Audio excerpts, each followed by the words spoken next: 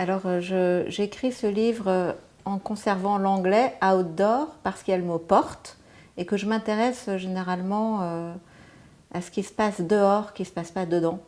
Quand on franchit justement la porte, quand on s'expose aux intempéries, lorsque on va dans la nature. Et cette différence entre le dedans et le dehors a très peu été explorée en philosophie, mais je dirais qu'elle a aussi assez peu été explorée en art, parce qu'on tend à confondre art public et art dehors, c'est-à-dire à s'intéresser finalement à l'art qui est placé dehors du point de vue de la commande publique, ou du point de vue de ce qu'il fait aux citoyens, ou du point de vue du besoin politique qu'il remplit. Par exemple, il peut illustrer le pouvoir, il peut orner la domination de symboles plus attachants que ceux de la domination elle-même. Mais par contre, on ne l'interroge pas du point de vue du dehors. Et ça m'a semblé important justement d'explorer l'art de ce point de vue. Et je dirais par ailleurs que dans ma démarche, l'art est un bon poste d'observation concernant les pratiques politiques. C'est de cette façon que je l'ai abordé précédemment dans un autre livre qui s'appelle Art et démocratie.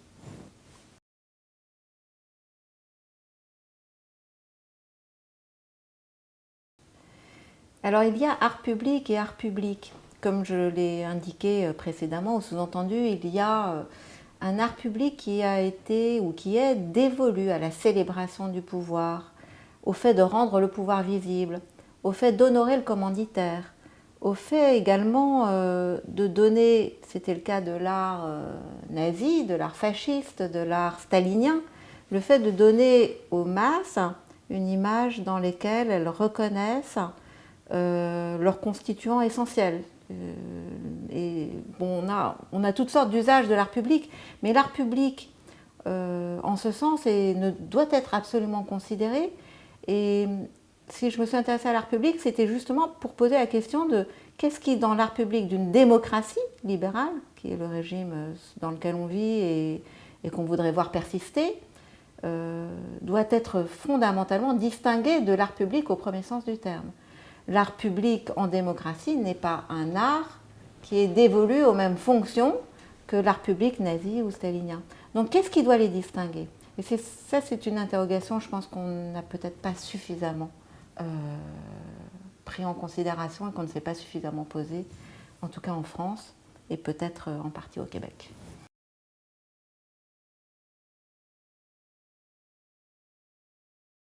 Je pense que la philosophie a produit beaucoup de textes sur l'esthétique, c'est-à-dire sur la réception de l'œuvre d'art, et puis plus généralement sur la formation du goût et sur le jugement esthétique, qui d'ailleurs peut avoir comme objet l'art ou autre chose. En général, par exemple dans le texte de Kant, il est beaucoup question de paysages, de quelques oiseaux et de quelques perroquets. Il est très peu question d'art, soit dit en passant. Mais en revanche, il y a assez peu d'écrits sur, non pas l'esthétique, mais l'artistique. Et c'est ce point de vue, personnellement, qui m'intéresse le plus. C'est-à-dire que je ne veux pas en parler en général, mais il me semble qu'écrire sur l'art en tant que philosophe, c'est écrire sur un agir artistique, sur un faire artistique, et sur tout ce que signifie pour les citoyens ordinaires, pour les gens privés et publics, pour la société, aménager des conditions où la liberté qui est en jeu dans l'agir artistique est réalisable.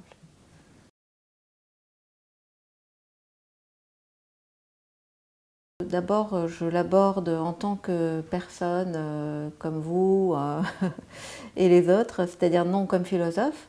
Je pense que la philosophie a un rôle à jouer, mais que ce rôle, elle va le construire à partir de l'expérience ordinaire.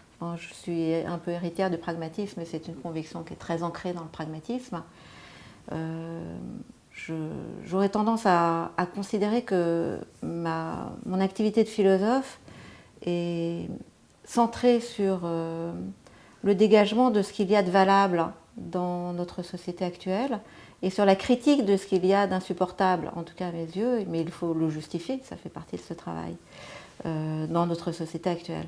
Or, l'art me semble, encore une fois, une activité absolument essentielle, et c'est de ce point de vue que je l'aborde, c'est-à-dire je l'éprouve comme personne, comme être social, je l'éprouve comme une activité centrale dans une société. D'ailleurs, on voit bien que pour mettre au pas une société, il suffit de lui dénier toute fonction artistique, et pour, disons, pour asseoir un gouvernement autoritaire, despotique ou totalitaire, il faut commencer, les gouvernants le savent très bien, il faut commencer par supprimer les artistes et la création artistique.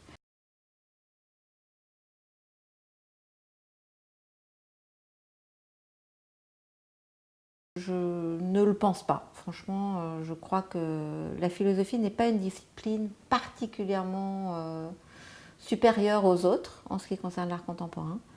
Cela dit, je pense que c'est plutôt l'art contemporain qui donne des clés à la philosophie. C'est-à-dire qu'il y a, à ma connaissance et dans mon expérience, toutes sortes d'expériences artistiques qui sont très en avance sur des expériences qu'on fait dans d'autres champs, y compris dans la philosophie. Je ne veux pas dire comme Hegel que la philosophie vient toujours trop tard et qu'elle peint du gris sur du gris, mais tout de même, l'exercice philosophique qui est reconnu en tout cas par l'université et qui donne des points pour les classements internationaux n'est pas forcément très utile pour l'art. Cela dit, il me semble qu'un dialogue fructueux peut toujours s'engager et que les artistes ont intérêt à lire des philosophes.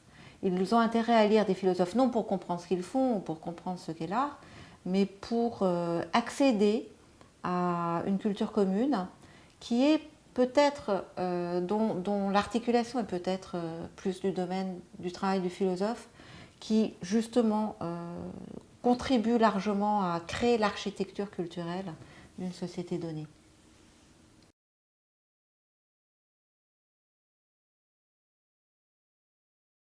Personnellement, je ne peux pas en parler en général en si peu de temps, mais j'ai un goût très prononcé pour les écrits sur l'histoire de l'art.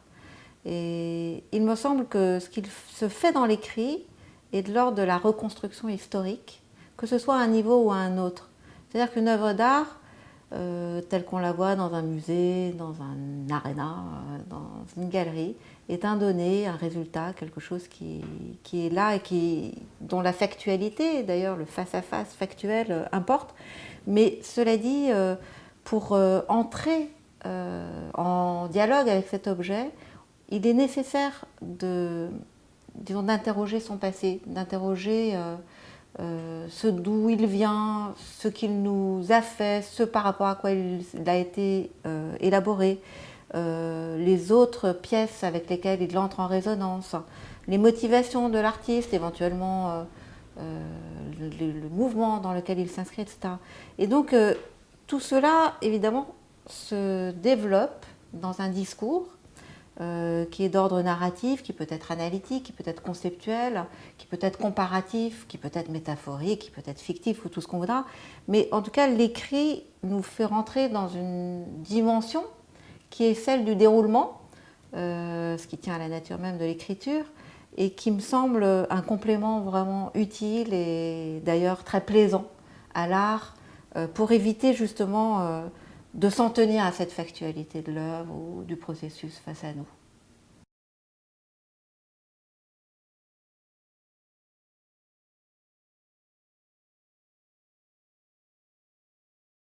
Il y a toutes sortes de regards qu'on peut poser sur l'art en fonction justement du moment où on pose les yeux sur le processus complet.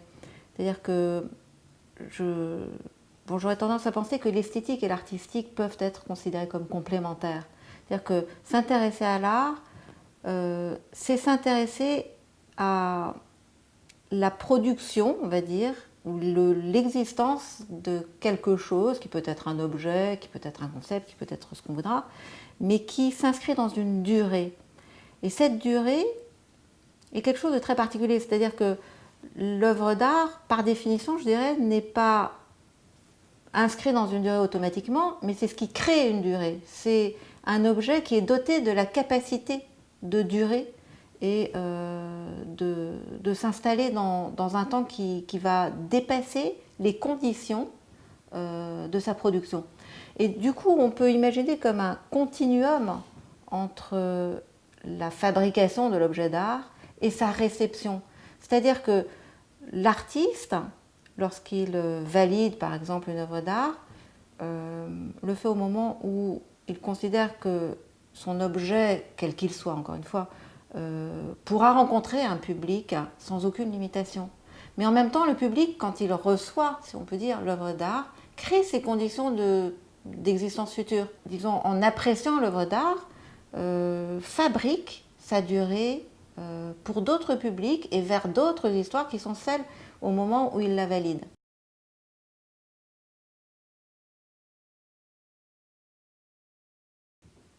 Alors absolument, oui. Il y a des œuvres réussies, il y a des œuvres ratées. Le problème, c'est de trouver un peu les critères et que ces critères ne soient pas subjectifs. C'est-à-dire que d'une part, pour savoir si une œuvre est réussie ou ratée, il faut quand même passer du temps en compagnie de cette œuvre. Il ne faut pas se précipiter sur un jugement tout fait ou sur des préjugés. Cela dit, ça fait vraiment partie, là en l'occurrence, de mon travail, d'avoir essayé de dégager des critères de distinction entre l'œuvre réussie et l'œuvre ratée. C'est une question que je me pose. Et disons, en ce qui concerne l'art public, il y a toutes sortes de manières de répondre et toutes sortes de critères à mobiliser. En particulier, on peut examiner le degré de cohérence qu'il y a entre le discours de l'artiste, qui peut être intéressant à consulter, bien que je ne considère pas que l'artiste ait une autorité enfin que le discours de l'artiste est une autorité sur l'œuvre. Mais cela dit, parfois, le discours de l'artiste est une indication utile. On peut considérer donc ce qu'il dit, on peut considérer disons, les prétentions de l'œuvre qui sont inscrites dans l'œuvre, qui sont visibles dans celle-ci, on le voit à travers la forme, le matériau, les couleurs, etc. Les signaux qui sont faits à la mode ou à l'époque. Et puis aussi considérer la manière dont l'œuvre fonctionne effectivement, que ce soit dans le temps ou que ce soit dans l'espace. Et là, il arrive très souvent, quand on se munit de ces différents critères, qu'on aperçoive des contradictions manifestes entre, par exemple, la prétention de l'œuvre et ce qu'elle fait effectivement. Et c'est ce genre de choses que je fais dans mon observation des œuvres.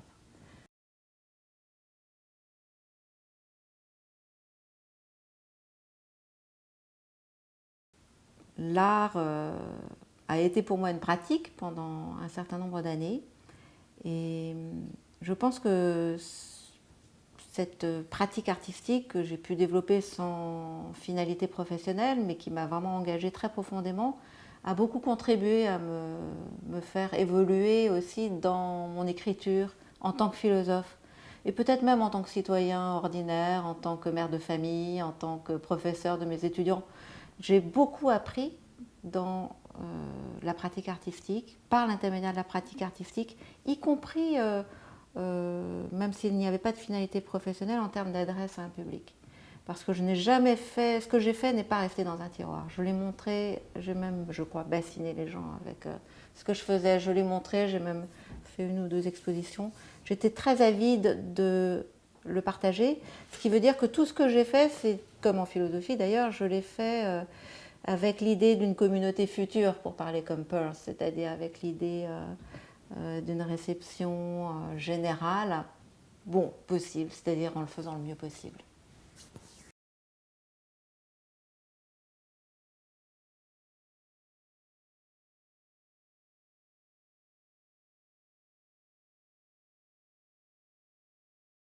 Alors je ne dirais pas inscrire l'œuvre dans un contexte plus général, mais d'abord parce que je pense que l'œuvre, ce qui fait qu'une œuvre est une œuvre, c'est qu'elle ne s'inscrit pas, justement, elle se détache.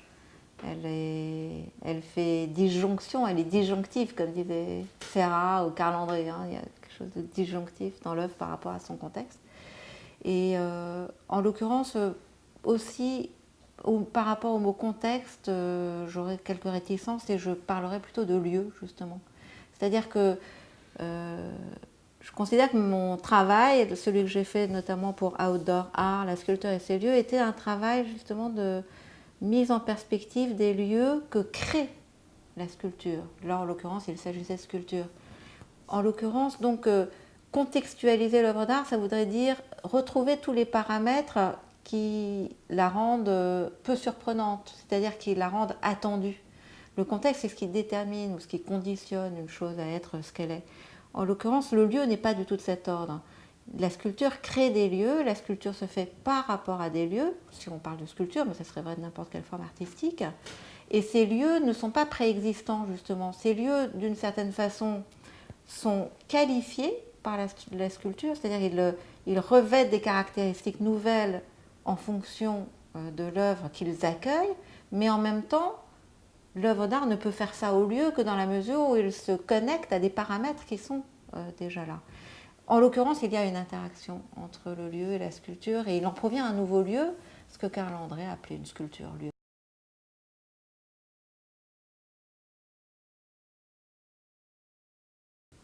Alors, en général, les philosophes ne sont pas proches des artistes parce que, comme on l'a dit, les philosophes s'intéressent davantage à l'esthétique qu'à l'artistique, davantage à la réception qu'à la fabrication, à la production. Il y a quand même une sociologie de l'art, mais la sociologie de l'art, elle s'intéresse davantage aux conditions de la profession artiste, donc elle n'est pas très proche de l'art non plus.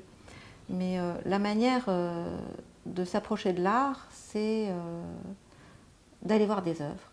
Et par exemple, quand j'ai fait Art et démocratie, ce livre qui date de 2003, je voudrais préciser que j'ai beaucoup parlé avec des artistes. J'ai consulté une cinquantaine d'artistes pour faire ce livre, dont les propos d'ailleurs sont cités et sont le matériau principal de ce livre. Mais on a toujours parlé en présence des œuvres. C'est-à-dire que j'étais dans des ateliers, je demandais aux artistes d'étaler leurs œuvres, de les montrer. Et on était trois d'une certaine façon. Il y avait les œuvres, il y avait l'artiste et il y avait moi.